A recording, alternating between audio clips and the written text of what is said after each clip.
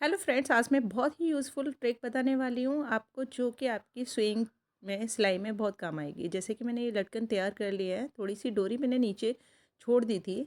अब मैं इस रेडीमेड लटकन ऐड करूँगी। मैंने इस तरह से नोट बांध रही हूँ इसमें, ताकि ये अगर हम इसे वॉश करें वॉशिंग मशीन में या हाथ से तो इसको निकाल दें। तो मैंने इसको ईज़िली ऐसे चेन स्टिक की तरह इसको गांठ मार ली है। जितना आपको छोटा करना उतनी ही आप गांठ लगा लीजिए। मेरे को थोड़ा सा नीचे लटकाना है, इसलिए मैं थोड़ा सा इसको लंबा छोड़ूंगी। तो इस तरह से मैंने इसको अच्छे से प्रॉपरली बांध दिया है, और जो हमने लटकन बनाया उसको हम सीधा कर लेंगे। अब